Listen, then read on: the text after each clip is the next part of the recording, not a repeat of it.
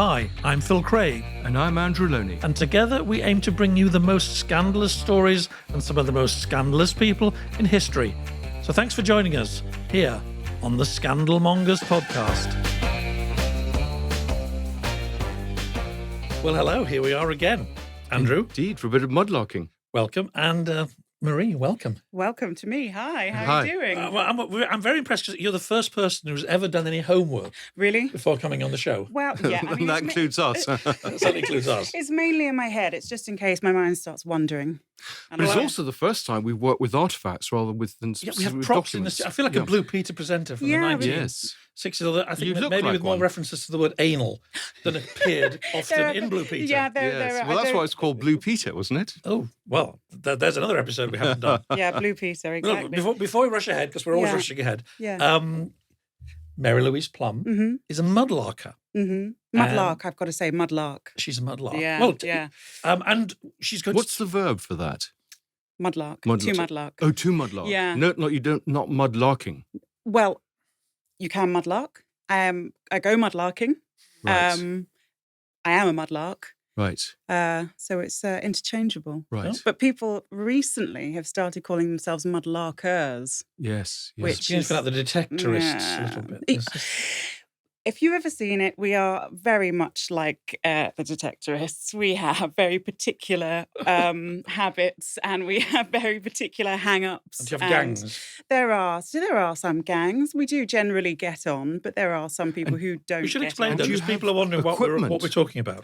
What is mudlarking? Of course. So, does anybody know? I can tell you. Yes, yeah. do. So mudlarking, the term was coined at the end of the 18th century, and it described people who made their living by going down to the River Thames when the tide was out and foraging for things they could find to then sell on. So they were literally looking for items of saleable value to try and earn a crust. If you fast forward about 100 years, mudlarking or mudlarks, we go down to the foreshore for fun and we go and find items of historical interest and importance. And so the tide in the Thames, it goes out twice a day. We head down to the foreshore and we find bits and bobs. Have you been down this morning? I haven't been down this morning. In fact, I don't know what the tides are today. But I tend to avoid weekends because the hobby has grown in popularity. It's so much so, actually, that we have permits to go down and search the foreshore. The issuing of permits has been paused now, so no one can... And are they enforced? I mean, how do people know that someone's got a permit? They are enforced. Well, there are a number of ways. You have very vocal mudlarks who have been doing this a very long time, and if they recognise people they don't know, they might get involved and say... Summary justice. Have you got your permit? And, that kind of thing. There are boats that patrol. So the PLA patrol the river, and the river police patrol the river. And if they do random spot checks... And is this just in the Thames, or are there other rivers which are equally sort of profitable, should we say? Yeah, no, there are other places you can go. So any tidal river, really. So I've been to the Mersey estuary to mudlark, but the Thames is where it's at. It's 2,000 years of settlement. Well, and beyond. Prehistory. But it's just the Thames is this really pulsing kind of big artery of London that was used so much more than it is today. And are there better bits of the Thames than others? I mean... Yes. You don't give away I might your get secrets. a bit cagey. I like Where to go would you east. not find anything? Well, me personally, I wouldn't find much west because it pays to have a metal detector. If you go west, I like to go east. I go central. There are specific patches on the foreshore where you'll find nothing as well because of the terrain. So the terrain's important in terms, because if you've got Roman artifacts coming up, it's clearly must be very soft mud, isn't it? Or quite impacted mud, which is now. So the layer that people like to look for is that really dark kind of London, almost like London clay kind of mud, squelchy mud, and things erode out. You find things amongst the silt and the like there's some stony bits, but it's it's the mud you're looking for because that washes away with the tides and then things come up. Gosh. So everybody out there who's listening to us is saying, what's this got to do with scandals? I thought this podcast was about scandals. But it says here in my bit of paper, sleaze, corruption and vice, 3 of our favourite words, by the way. Absolutely, yeah. Through mudlarking. Do you know whether you want to go chronology or just on the basis of the more kind of scurrilous object? I mean, you have artefacts. I think you've got a story behind each of the artefacts. I have artefacts here and a bonus one without a story that's just a bonus. We can kind of skip around from artifact to artifact because one sort of leads into the other. Let's do it. Let's go with a really obvious one first. Obvious in that it's kind of grotesque. So I'm just going to pass you this lead, a pewter alloy object. It's incomplete. Looks like a whistle. It does look like a whistle, but I wouldn't put that anywhere near your mouth. It goes somewhere else. It goes very much somewhere else. Oh my God, it's heavy, isn't it? It's very heavy. It's a lead alloy mix. God, I wouldn't want to put that anywhere near any part of my body. No. Oh, sorry. That's all right. And you found this... This is in the Thames, I won't say exactly where, but what it is a syringe. It's quite a heavy-duty syringe. You can see there's a hole on the side of it where it's been worn away, and you can see just the plunger. So it's all kind of fused together because it's been in the river so long. But that is the end of the syringe. It would have had a plunger, which is there. And this was actually used for the treatment of syphilis, this syringe. Because, I mean, I think one of the interesting things you said is something like a quarter of the population had syphilis by the age of 35. In London, it's 1 in 5 people, 1 in 5 Londoners, by the time they reach their 35th birthday. And I think that's conservatively worked out at 20% of Londoners would have been suffering from some kind of venereal disease. And what century is this? This syringe here is the 18th century. The scandalous Georgians again. Yeah, naughty old Georgians. But it does span. I mean, there's a long, big span it would be of consistent time. Going back as well. Yeah, going back as well. And I think I made a note somewhere about Mercury. Mercury first being understood as, although it's a poison, it can be used as a cure as well, I guess, like opium, laudanum. And where did you have the grotesque medical details? Where would that go? This is embarrassing bodies, isn't it? This is embarrassing bodies. Pump mercury into yourself. Yes, this is a urethral syringe. So this is for a man who has spent 1 night with Venus and a lifetime with Mercury, is the saying. I love it. So a chap who would have come maybe from a boat, spending a night in Southwark, particularly. That was the area where all the fun and games were going on, bear baiting, the plays, the prostitute, brothels, stews. So, I mean, syphilis, gonorrhea, it was kind of raging. Lots of people suffered from... Whatever the class, I mean... I think so, yeah, whatever the class. There is actually quite... I'll touch on that in a second. But, whatever the class. So... This mercury solution, I'm not sure what the actual, I don't know what goes into it. Mercury for sure. And then it would be injected into the urethra. I've seen, actually, while doing some research, I think I've seen a female one as well, which goes obviously inside a woman. It has some holes in the end. You can just kind of like squirt it up, I guess. But I mean, there's no way to delicately say civilized, elegant age. That wasn't in the Jane Austen's. This is the down. The other ones, no. It's And it's like a guide to all the things you might find on the river. Because I mean, if you saw a strange shape, it could be anything. I mean, if you didn't know what that was, you might just say, "Well, that's something else," and chuck it back in. That has happened a number of times, actually, not just to me, but that has happened. There isn't so much a guide, but there's a lot of reading and a lot of learning that you have to do. I've been doing this for almost 7 years, and when I first started, I was taking absolutely everything home, just like stuff that I wouldn't look at twice now. But you do learn. Obviously, there's reading.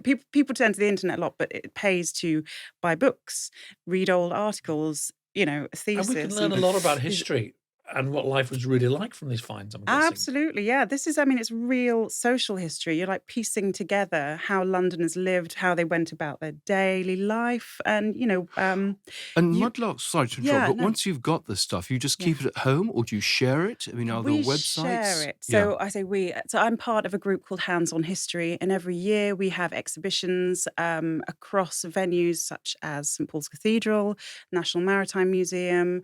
We go into some of the livery guilds fields in London, and we get around 70 mudlarks, and we share our finds with the public. They come in and have a look. And they belong to you. I mean, are some of them valuable? I mean, if you find coins, for example? Technically, they don't belong to us. We are the custodians, but the Port of London Authority and the Crown actually own this stuff.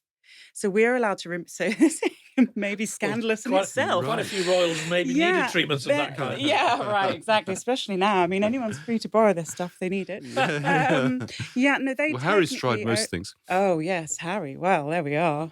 He might like to have a go on these. I don't know.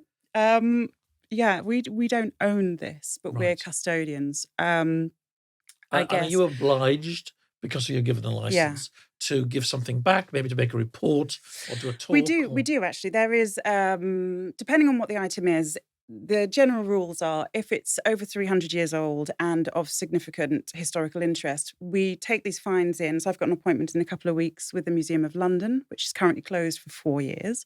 But I go in and I record my finds on a scheme called the Portable Antiquities Scheme, which is set up by the British Museum. And it keeps a record of what we're finding in London, which is obviously a reference to archaeologists, to academics, to people searching, to historians. But yes, so we record this stuff. If we find treasure, which is technically treasure under the Treasure Act, so a hoard, for example, of jewelry, gold or silver. Coin. Yeah, it has to be a certain amount of gold or silver or precious metal content and a certain number of items. So a hoard, I think, constitutes, it's over 3 or 4 coins together. Then we have to send whatever we find, we declare it, we send it away to the coroner. They may have it for maybe 2 years or something. It takes a while. Generally, coroner? Yeah. What's coroner the has to... doing? So the coroner for the Treasure Act, I don't know what kind of coroner, I only think about coroners when there's a death-related thing. They assess the item, check out, make sure it is of value, the metal content, all that kind of stuff. And I guess they do paperwork about the find spot and... But they're presumably people who just keep quiet. They find something nice. And there's presumably, is there a sort of underground black market? So I would say, and I mean, you might think, obviously I'd say this, but Mudlarks, all in all, are fairly honest, scrupulous people. So they don't sell their finds. We all generally know each other. So a licensed Mudlark will not sell their finds. They wouldn't keep that hidden. I think it does happen. It certainly happens in the antiques trade. Maybe I should say I don't know of any actual factual... You don't know of any antique dealers? No, I don't. But I've heard, allegedly, it happens in the antiques trade. But I also heard that when this happens, it's really hard to then sell something on because people are aware of it. But there have been actually a number of stories recently on BBC News or on whatever news channels, people selling stuff and being prosecuted, not Mudlarks. I think we should move on to the next item. Staying firmly below the waist, I think. Staying firmly below the waist. Actually, yes, I must remember to tell you this joke later, but we can get on to it I like in a bit. The Venus and Mercury gag. The Venus and Mercury is great. And actually, Mock, who you had on a couple of weeks ago, when we did a show together, we did a Mudlarking program together, and his version was Eros and Mercury. Oh. So I wonder, because obviously Mock's gay man, so he said Eros and Mercury, and I said, oh, that's funny, because I know it's Venus and Mercury. But anyway, that's the gag. So let's move on to another... intriguing, probe-like Another probe-like object. This is, it's made of bone. It's a long, sticky thing with a hole down the centre. It's got something that looks like threads on it, but they're not actually threads. Oh, yeah. Those circular concentric circles. It could be a chess piece. Yeah, that is just, again, it's a fragment of a much longer item. Again, it's not a whistle, and I wouldn't put that anywhere near any part of you apart from your hands, which you can wash. But it has been in the water for quite a long time. It has been in the water. It's another medical object. So it's 18th century again. And this is what, maybe 2.5 inches of this thing that I've got. It would have actually been about that long, which is what, 10 inches or something. And it's part of a procedure, a smoke enema procedure, which in the 18th century, again, and I think it's got origins in Mayan culture. Yeah, of course, tobacco. Tobacco. It's a tobacco smoke Oh, I enema. see. I hadn't realised. Yeah. So it was used, it would be inserted in the rectum and smoke would be blown. I did promise rude words. Listeners. Yeah. We are going to deliver. We do deliver. Well, they're tame rude words, Yes. aren't they? Tame, Yeah. really. And that's not really rude, it's Body medical. words, medical terms. Yes, so inserted up the what's-it and smoke pumped into you For to pleasure? cure. Well, not for pleasure. This is, it was to cure iliac passions. I was thinking people I'm sure vodka enemas were a thing once. Oh, yeah, could be. Maybe with... Just for, I don't know why. could be. People... with some rock and rollers. Yeah. So to treat an illness. They treated something called iliac passion, which I'd never heard of before, but I think it's basically when your intestines twist. Oh, gosh. Or something, or your colon twists. So and quite common. It's inverted. Well, In fact, we've got all these... Did it work? Funny you say that, quite common. I know 3 other people who've got one of these, broken in the same way. And this was a mystery item for ages. I've done videos about it. Like, what is this item? None of us knew. They were, universally sized. Then along comes Yasha, a mudlark, and she prized a complete one from the mud. Oh, how amazing. So, and I say a complete one, actually, it's part of a much bigger contraption that has lots of twisty-turny bits you add onto it and a spinny thing and something else. When they first were made, they were really basic, and they'd use a pig's bladder to put the smoke in, to inflate with smoke, and they'd squeeze the bladder, and it was quite a sticky thing and a bladdery thing. Squeeze the smoke, goes in. Interior hot water bottle. Interior, yeah. And later on, they became a bit more complicated with bits you'd screwed in. And anyway, Yasha found a complete nozzle, so not the whole thing, but so the nozzle would then it kind of is like pipe shaped, and then at the end it would have a bulbous bit with holes in for the smoke to come out. And what sort of period are we talking about here? I know about the 18th century ones. I think it is the 18th century, really. But as I said, I think it comes from Mayan culture. So tobacco smoke has been used for hundreds, thousands of years. And who did the process? It's a bit like going to sort of just a homeopath. physician, a medical physician. So I like the fact that Thomas Sydenham is one of I think he was nicknamed the father of English medicine. He was nicknamed the English Hippocrates. Oh, yeah. He was quite a character in that he was never a member of the Royal College of Physicians. He was a bit of an outsider. And Sydenham really bigged these up. He liked these smoke enemas. And actually, I've got a quote here, if I could just find it, because it's quite a... Well, while you're looking for your quote, I guess rustling of paper. We might like to look down on their primitive ways. Yeah. And silly ideas, but I mean, check out Gwyneth Paltrow's website. Yes. Yes. Doing weird things to parts of your body. Yes.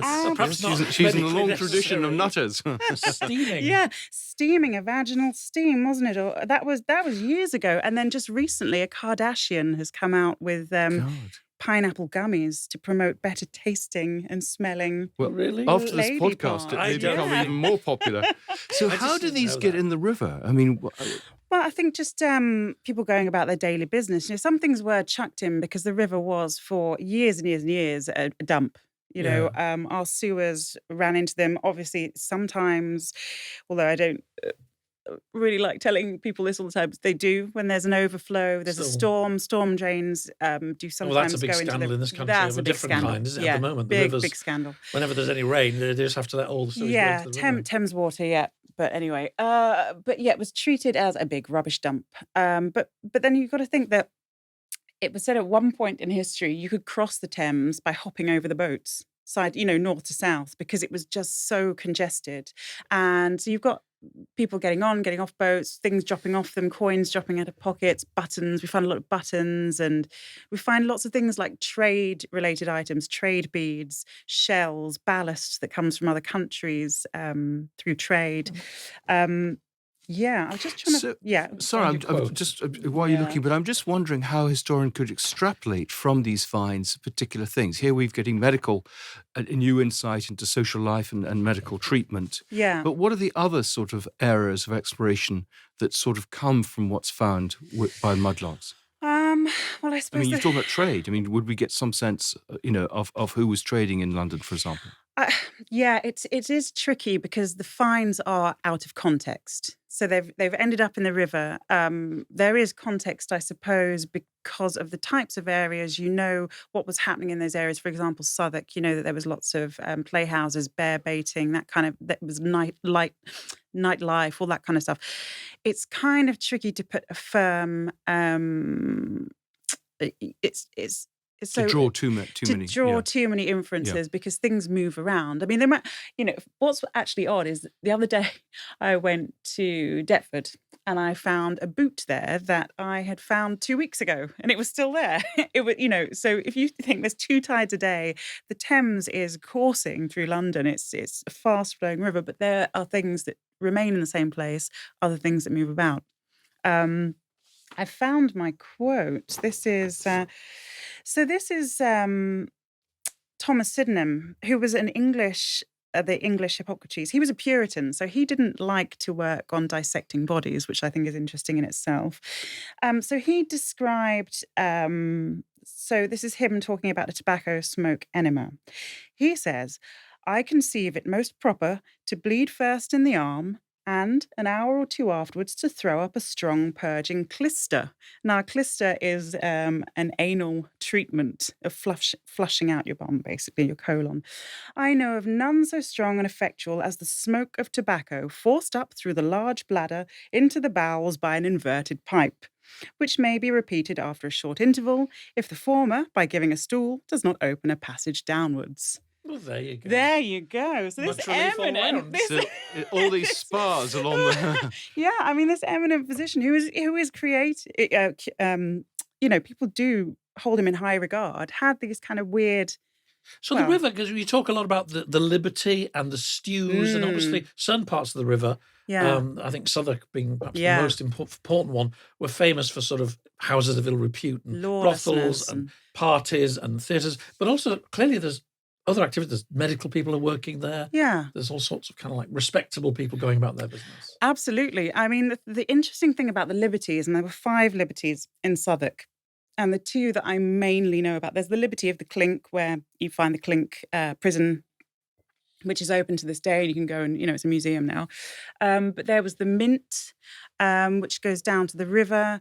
So, people used to finish their respectable jobs in the day and then hop over into Southwark by night. So say they were working in the city, like and lawyers. It's called the Liberty because different laws apply. Different laws apply. It was outside the walls of the city. So therefore it was outside the jurisdiction of the City of London. So anything went. I guess it was a bit like a rookery, which was a slum so in like that to way. Vegas, maybe. Yeah, going to just like completely lawless. So it was, a dangerous area where crime was rife. It's like Freeport.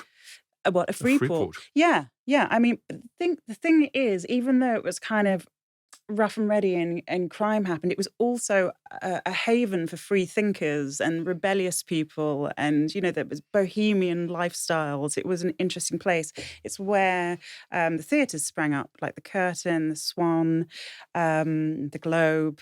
So yeah, it was very, very interesting indeed. In fact, we could run into this area. I'll save those. So I'm going to just pass you some coins. They jump about in age. There's very, very tiny ones here, which are about a centimetre. These are all found by you? These are all found by me. They're all silver. Oh, they're beautiful. They're all hammered coins. So they were a blank coin face, and they were struck with a die. Gosh. And that's why they're called hammered coins. So they would be... God, I mean, it's amazing. I mean, amazing. You could just find this. So these are 16th century. So this is Tudor. Yeah, some of them are Tudor. I didn't bring all of them. Silver halfpenny. Yeah, could have been Anne Boleyn's purse. But what's your equipment then? You've got your metal detector, and then it's just your. I don't detect. So just your fingers. Just my eyes and my knowing where things are, knowing the history of the foreshore, where things might turn up, and knowing everything. Everything really is sorted by size, weight. And type. So if you find a modern penny, you might find older pennies. You've got to always think of like the physics of how the objects move around in the water. And what are the sort of other things that you find? Sorry. That's right. you talk about finding modern pennies. I mean, presumably there are a lot of those. Yeah, there are, but because we make our pennies out of really crappy material, they corrode. They're all alloys. These are silver, and more often than not, we find them. These older pennies, we find them complete. I've got this is a bit of an aside here, but I've got a Spanish cob coin here. They're referred to as pirate cobs. I don't think they are pirate coins, but this is. I'll just take it out of its packet. It's really chunky. It's kind of made this way, misshapen, but that's copper, and it's heavy. Heavy, really heavy. So that is an 8 Maravedis cob coin, dates to the 17th century, 1621 to 65 under Philip IV. And what would this buy me at the time? I don't know the answer to that. Right. I'm afraid. God, it's amazing. I don't think that a night out in Southwark. Yeah, I don't think that. Well, this wouldn't have been treatment thrown in. Yeah, and treatment thrown in. I mean, this is copper. It's not. You find these in gold, and so not much. So what I was going to mention was in Southwark the stews. Yes. So people generally, well, I was going to say people know about the stews. They might not if they're not interested in history, but it's quite a well-known thing that from the 11th to the 17th century, I think is the wide date range, there were licensed brothels in the Southwark area, lots of them.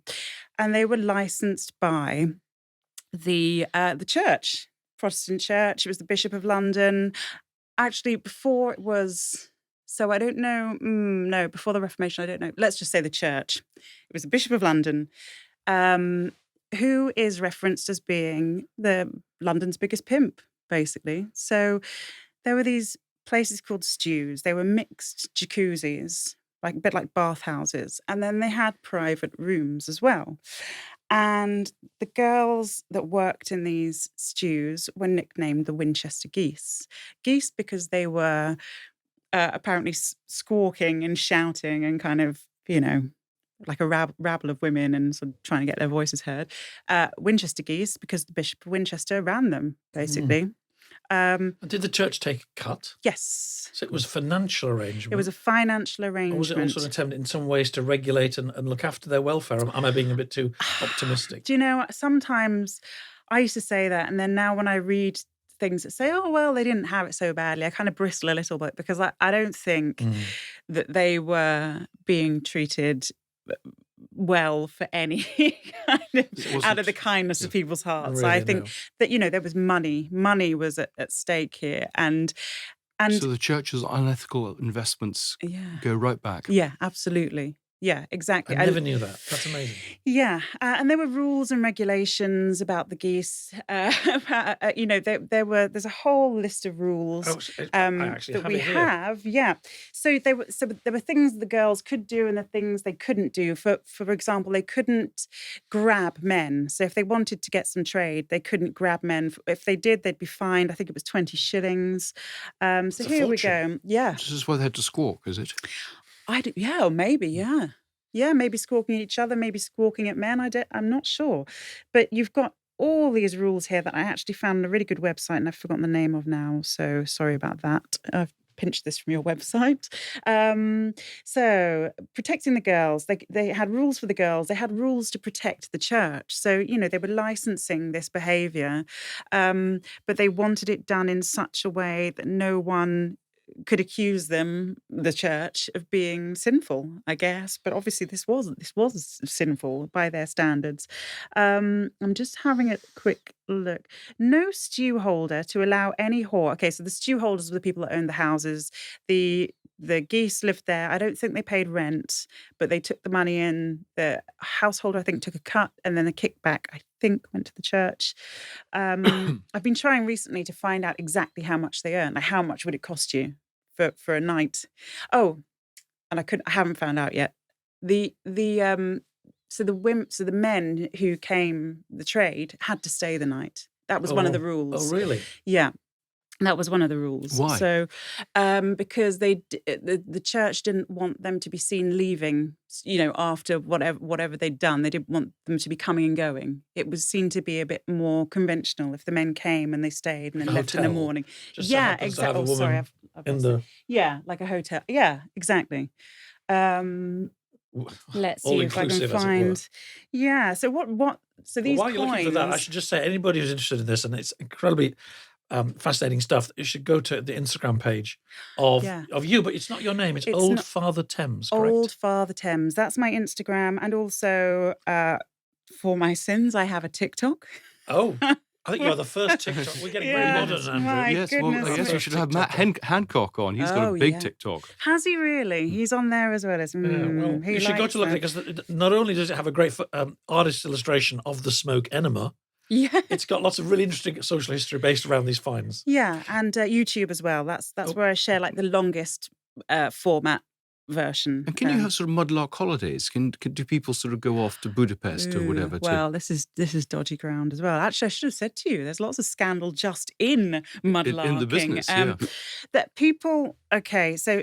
Different countries, different laws apply. You're not really meant to. You wouldn't have your certificate unless you could get a sort of. So you can't get like a sort of rail card equivalent a month. Go interrailing, mudlark interrailing. I don't think so, but it's very much frowned upon. People coming here, finding stuff, not declaring it, and then going back to wherever they're visiting from. Wealth tourism. Yeah. So go back to the stews. No, it's right. I'm just trying to see if there's anything. So I find it really interesting that they obviously hypocrisy kind of defines many of these eras, but they sort of wanted to take charge of the trade, make money from it, and yet still pretend it was somehow respectable. Yeah. Staff and cover-ups. It's always our theme. This is the thing. So we'll go on to another something like that in a second, but I've just found one here. Oh God, I've lost it again. No stew holder. It basically says no stew holder to allow any whore to work on his premises if he knows she is either pregnant or has the burning sickness. So the burning sickness is back to syphilis, and actually more likely it's gonorrhea.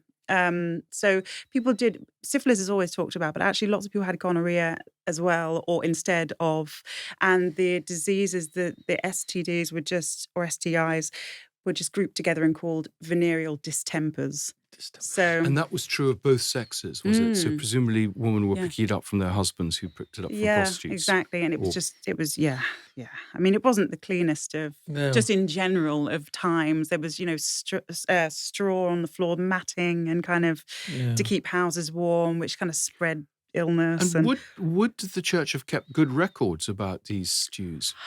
Well, I think so, because there would have been money and tax and changing hands, and I mean we have these rules here, so it was all kind of above board technically.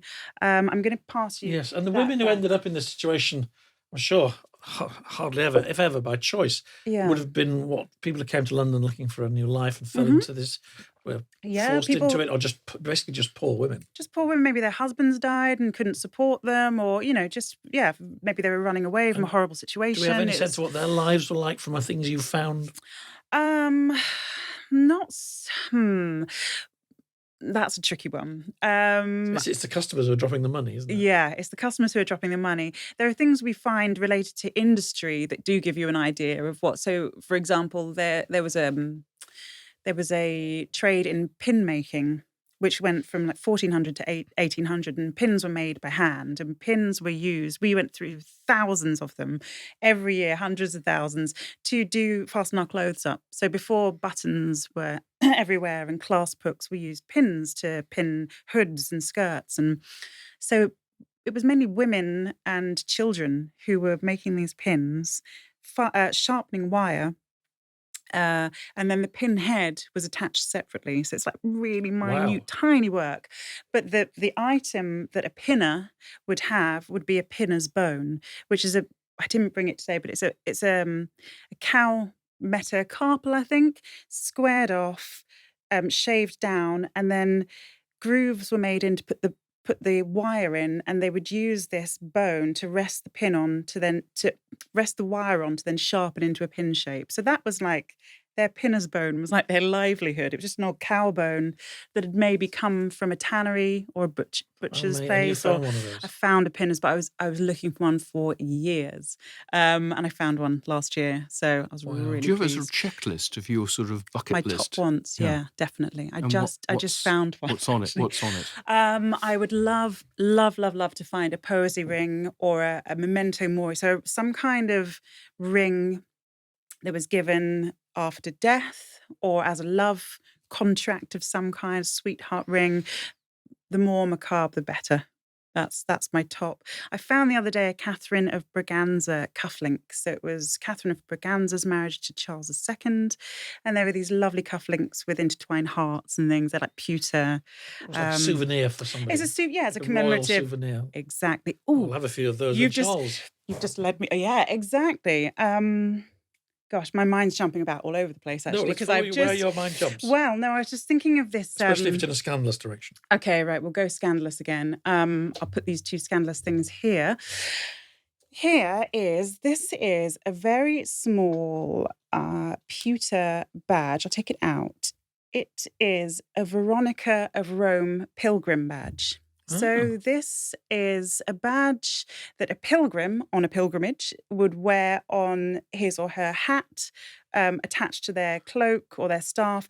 And it really is this like real exit through the gift shop kind of vibe, because they go on a pilgrimage. When they've done it, and this was a pilgrimage to Rome, don't forget, when they've done it, they buy... You do that once in your lifetime. Yeah, it takes like a year or two. Yeah, and I mean, it's rife with dangers. You can get robbed on the way. You could die from going across the Alps or whatever. You know, it's this real big thing. So they bought these and would attach them to their hats and to show, you know, I've done my pilgrimage. I'm a really good person here. I'm really devout. But what's interesting about pilgrimages, I was reading last night, so this would have been going on at the same time as the stews and, you know, people visiting the church licensed brothels. There were other people going on pilgrimages. They didn't only go, you know, for the love of the walk. They went maybe because they were trying to absolve their sins. They were trying to show that, you know, how religious they were. And it was like a calling for them as well for some people. But some people literally went because they'd done stuff wrong. They'd done things that they shouldn't have done. Pilgrimage was a really big business. So I said the exit through the gift shop thing. Lots of people don't talk about the business model of pilgrimage, which is really interesting because it was highly competitive. So the point of going on pilgrimage, apart from to be, you know, good religious person, you were granted something, I don't know in great detail, but you're granted something called indulgences, which got you out of purgatory. It's like the hell of purgatory. If you went on these pilgrimages, you were more likely to not be lingering in purgatory when you die. Exactly. Go direct to heaven. Go direct to heaven. Purgatory. And when you went on pilgrimages, you were you were expected to take offerings and things to lay at the shrine, so the work, you know, the church's work and the blessings would come through shrines, which were relics like St. Peter's hand, or so I don't know if that's even one, but you know, like relics of saints. St. Catherine's kneecap, someone's toenail, someone's nose hair, whatever. And there were custodians of the relics who would look after these relics, and they were trying to outdo each other. So in this country, so you had like pilgrimages, you could go to Canterbury, you could go to Reading, you could go to wherever. And all these places with their relics were trying to outdo each other with their miracles. And if Canterbury became really popular, all of a sudden someone in Reading would be like, oh my God, Peter's toenails are jumping up and down. Or, you know, there would be statues are crying all over the place. Statues are weeping. Yeah, come here. You know, a blind person's just been made to see, that kind of thing. And at the heart of it, I think, you know, is again, money and a business and a franchise of... it doesn't seem... It seems to me scandalous. It doesn't seem ethical. You and Martin Luther both. Yeah, right. Absolute good old Martin Luther. It was one of the big driving forces of the Reformation, all this stuff, wasn't it? Yeah, and the sacrament. And I think, you know, and that whole kind of keeping the verses, the scriptures away from the public. Exactly, like... You know, not allowing... Trading access to... the afterlife, effectively. Absolutely, yeah. And the absolving you of your sins for money, yeah. Yeah. Speaking of money... We've only got 5 minutes, so let's have one last naughty thing. Well, okay, here we go. Let's end on... It doesn't have to be naughty. It's not, but it's naughty and it's corrupt. It's corruption. These things here, they're little... Again, we find lots of lead and pewter items. These are cloth seals. These are cloth dyers' seals. I'm holding these things that that are hundreds of years old. So they're 17th you can't century. Do this at the British Museum. No, exactly. Well, you can, but they throw you out. Interactive, yes. Get out. They're 17th century. It's like a carving of a leaf or something. Yeah, exactly. And they were affixed to, so these are quality control items. And this is where the saying seal of approval comes from. These are seals. Oh, my goodness. That were stamped with an insignia, either of an official. In this case, these seals here, these are alnagers. You can hardly see. If you hold them in a certain light, you might be able to see a thistle. There's a William III alnagers I can, yes. seal. And when you find these things, how do you clean them? I mean, because there's a danger that you damage them. Yeah, I do damage stuff sometimes, actually. Yeah. There are different methods. You can use electrolysis, which is like battery-powered zapping. I favour a good old saliva and aluminium foil for lots of these finds. Silver is really good to clean with, and it's silver if it smells of eggs. But so these alnager seals. Alnagers were officers of the crown, and they were given seals to approve cloth, which was a huge trade, massive industry, cloth dealing. And they would stamp these seals onto each individual cloth piece that was being sold, like a big textile piece. They would check the quality, they would measure the size of it, and then it would go. The thing is, these alnagers, some of them were very, very corrupt. I'm sure some of them were nice people. I don't think it's to do with the actual job title itself. I think it's just because it was like a job that they could be given, friends in high places. There was one alnager I was researching recently called John Caningers of Bristol. I think his father, William Caningers, had something to do with the church. He was very well respected. John obviously was going to then end up with a good job because why not? Nepotism. He was a bailiff, he was a mayor, I think, and an alnager of Bristol. When he first became an alnager, the abbey of the St Augustine's Abbey in Bristol took out, they wanted him investigated essentially for riotous assembly. I don't know exactly what his problem was, but he was rioting and he ended up locking some of the canons from the Abbey Mills in a room. He basically held them in a room. I don't know what he wanted, but he and his acolytes basically blocked off all their water sources. They were like under siege. He lost his alnagership, but he was very good friends with a chap called Henry Bolingbroke, who would then become King Henry IV. Handy. He was before long reinstated as alnager. Henry Bolingbroke got stuck in and put him back in the job, basically. There's another guy, Francis Langley. He owned the Swan Playhouse in Southwark. And so he was pals with Shakespeare. It was around that time. He was a bit of a ne'er-do-well from an all right family. He trained as a goldsmith. He got booted off his course, I think, for his... He's quite a mysterious guy, but it was called his indiscretions. He was booted off his apprenticeship. He was friends with Elizabeth I's spy master general, Walsingham, Francis Walsingham, who managed to get Francis Langley into an alnagership of the City of London. Now, as soon as he became an alnager, there were loads of lawsuits. He was in trouble all over the place. The Justice of the Peace, who was quite corrupt in himself, took out a lawsuit against him.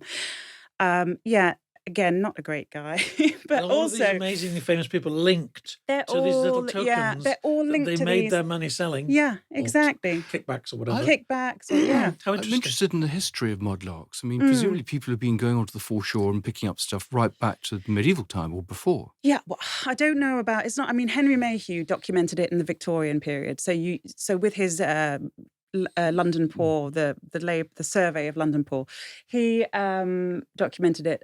I mean, I don't know beyond that. People have always been finding stuff in rivers, I guess, and selling them on, and not now, but before, for a living.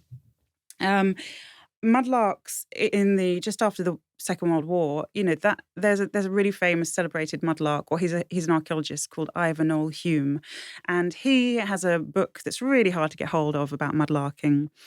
And he described the foreshore after the war period as just like nature's trinket box, and people went down there and just plundered, and it was not regulated, and so that was then. Because in some ways that was an easy way to make money. You talk, did Dickens write about this, for example? Dickens and Mayhew were very good friends, and they borrowed Henry Mayhew, London Labour and the London Port. They kind of borrowed off each other. So Mayhew interviewed a lot of people, including like costermongers, like flower sellers, coffee shop people. He interviewed a couple of mudlarks. Dickens wrote about a mudlark in Our Mutual Friend, but his mudlarks were more like they were actually collecting bodies that had tumbled into the river, and they were, before they were bringing them on shore, like pilfering whatever was in their pockets and selling that. Yeah. So I don't really know where that sits. I guess another reason why some of those coins in front of you may have ended up in the river. Absolutely. It's fallen out of things. They might have fallen off a bridge or been pushed. Absolutely. We find so many things like musket balls. We find musket balls that have been fired and, they're splattered against there's so much stuff. We shouldn't leave this conversation until Mock will never... Mock will not forgive us unless we mention the Molly House.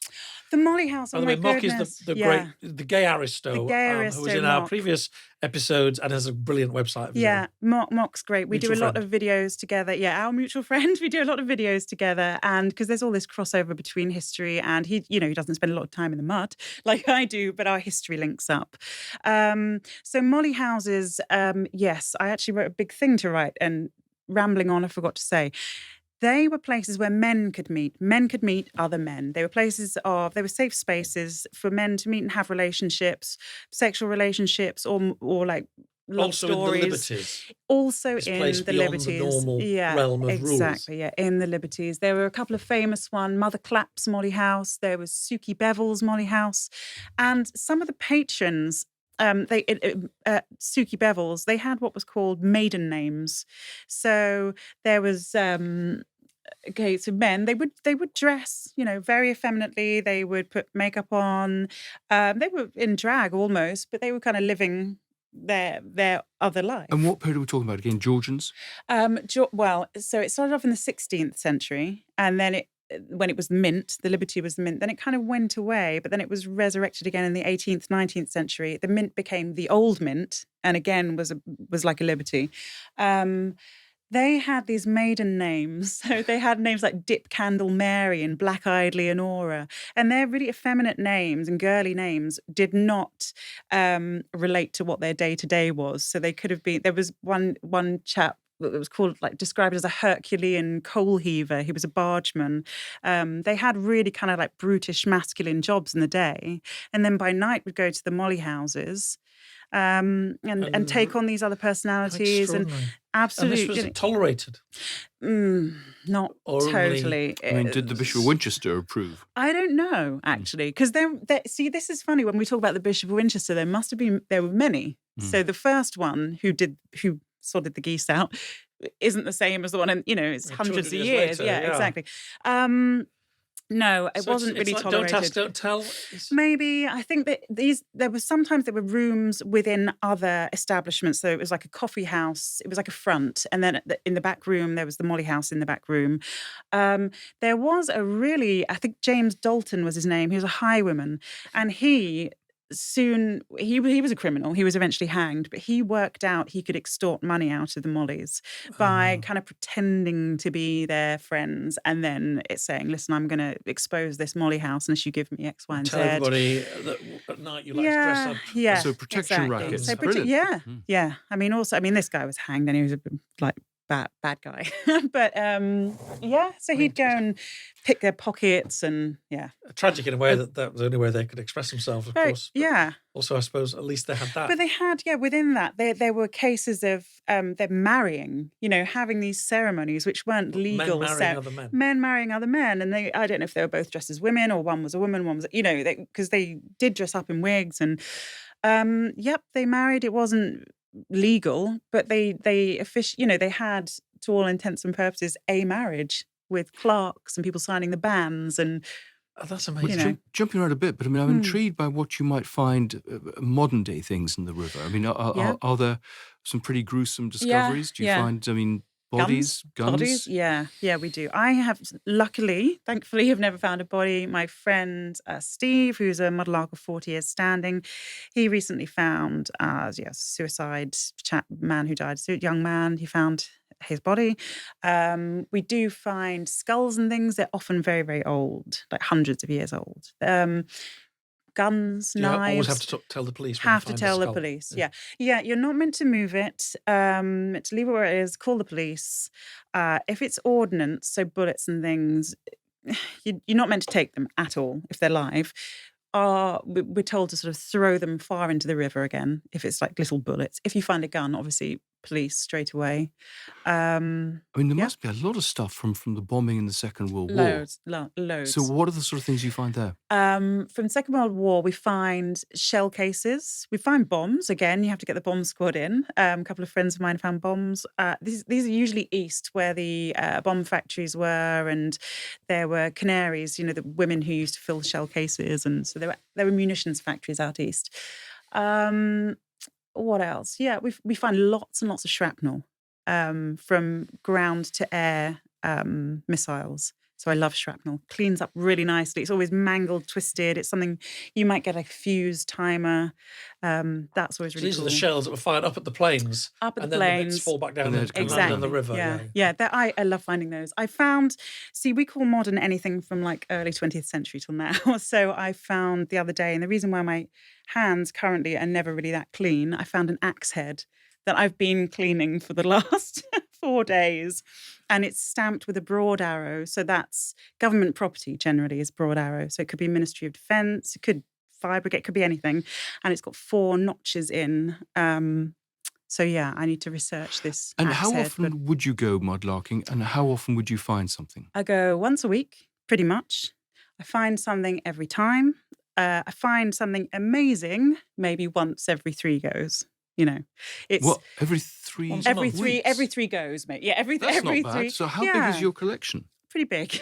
Yeah, but as you can see, there are lots of really tiny, tiny things.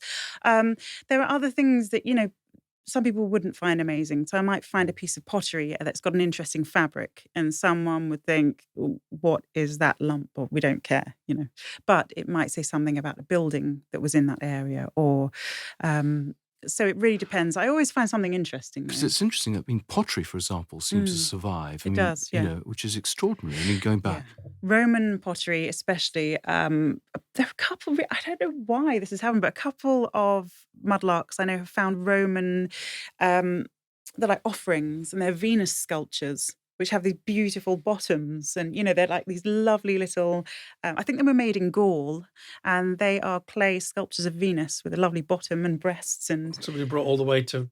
Yeah, to London. So they came from Roman Gaul, came to London, Roman Londinium, like 45 AD to 410, I think it is. And do mudlarks pass on their collections to their families, onto museums? I mean... Because, if you've got all this material, what are you going to do with it? Yeah, well, they do pass on their collections. A veteran mudlark I know called Graham de Hume has just passed on his 400 Tudor knife pieces to the Society of the Worshipful Company of Cutlers. So all these knives have gone there. People do give stuff over. There is stuff that gets destroyed because there's nowhere to keep it. For example, there's a huge kiln, like a massive kiln in Woolwich. There wasn't a personal collection, but it was discovered. That eventually had to be destroyed because there was nowhere to keep this kiln. It's like the size of this room, And has it changed you doing this? Has it changed your view of London, of history? Hasn't changed. Yeah, I suppose so. It's quite an unusual thing to dedicate so much of your life to. All these medical things, which are completely new, presumably. Yeah, all the what? Sorry, We're discovering all these medical treatments and things, which it brought you into subjects you might not. It does, yeah, it does. I've always liked searching for answers for things, for clues for things. I'm quite nosy. I like to know why, why we're here, what we're doing, what motivates humans. And so whether it's looking through old books, whether it's junk shops, whether it's mudlarking, that's what I like to do. But yes, to experience London at that level, like in the river. So, when you're up above at ground level, the river's full, usually like 7 meters down, full. And then, so that's one kind of London. If you go down to the foreshore, and anyone is allowed to walk on the foreshore, I should say, you can walk down there. Just don't search if you haven't got a permit. When you're down there, it's like this liminal zone of past, present. This it shows you how close our past is to the present. Yeah. As you all the say. secrets of the dark city. all the secrets of the dark city. Yeah, especially the areas I go to. It's very, it's It makes it sound rather romantic, I have to say. It is romantic. Yeah, it's exciting, and there's always the opportunity. You might spot something or. So do you go there at night? I mean, No, I don't. People do. Yeah. I prefer to. I think just because the way my mind works, I like to flit around and kind of look in one spot, then jump to another spot. And if you go at night, it's really concentrated. You need a head torch, and you get much smaller areas that you concentrate on. Lots of people I know do go at night, but it's quite a solitary pursuit. I like to be on my own mudlarking. Most people I know do. I wouldn't go down to the foreshore at night. No way. People do, but do you? I mean, presumably you all have particular interests, and they talk about the collection of knives. I mean, do people swap material in order? Say, I'll give you two of these coins in return for something else. Yeah, they do actually. I think they do. Yeah, they do. I like extremes. I like really small objects and then like really large objects too. So I go from real kind of extremes. I think you've fired our own theatre. Shall we get down there this evening, Andrew? Wow. I like spending a bit of time in the mud. Wow, you might be in trouble with the PLA if you do go down there. We're not going to give us permission. Oh my goodness. Yeah, how are we going to get our passes? I mean, we've got to wait. You've got to wait, yeah. It's an indefinite thing, but due to people, the popularity Could we take yours? What's that? Does it have a photo on it? It does, yeah. Oh, right. Couldn't take mine. It's very, very strict. Right. Yeah. No, it's an indefinite pause. So. Well, I hope you've excited the listeners as well, because it's such an incredibly. I never thought. I hadn't really thought about mudlarking, to be perfectly honest, much until today. And now I think it's just the most fascinating way of learning the truth about the past. Well, it's a sort of archaeology, really, isn't it? It is, yeah. It's essentially it's amateur archaeology. Not all archaeologists like us. Some are very supportive, others are not so much. It's why not? Because they think you damage things. Yeah, I think so. Things? I think we're untrained, essentially. So that's the opinion. But as long as you liaise with them, and I mean, presumably you take photographs of things in situ. Take photos, and we do exactly. So I mean, this is stuff they wouldn't be doing. So this stuff wouldn't be found without you. There is that. I mean, there are archaeologists working down there as well. So it's kind of a bit of both. But yeah, we are saving the history that's down there. That's exactly what it is. More power to your digging. Oh, and I should really quickly mention the Society of Thames Mudlarks. We can't really get into that because we've no time, but they are 50 members of a society that was set up at the end of the 70s, and they have digging rights as well. God, but when they were developing Canary Wharf, for example, and around there must have been a lot of finds, weren't there? There were. And also there were tales at the time. I mean, these were the good old days that people talk about, of people following the trucks out of London that were taking the spoil from the digs, and then they'd follow those trucks to see where the spoil was being dumped, and then they'd go over it with a metal detector and try and save items that way. Gosh. Yeah, it's really interesting. This is a great story. That's for another time. Yeah, I mean, I could go on forever. We have to come back. When you find anything as interesting as your naughty medical treatment, yes, do come back and tell us. And thank you very much. Anyway. And thank you so much. Thank you for having me. And thanks to Mock, actually, for putting us in touch. And please, Old Father Thames. Old Father Thames. On Instagram, on YouTube, and this new thing called TikTok. TikTok, yeah. It'll never catch on. No, I doubt it. Never catch on. Thanks a lot. Thank you. Bye. Bye. Thank you for listening to the Scandal Mongers podcast. This has been a Podcast World production. You can get in contact with our show by emailing team@podcastworld.org, placing Scandal Mongers in the heading, or via our social media links within the show's bio.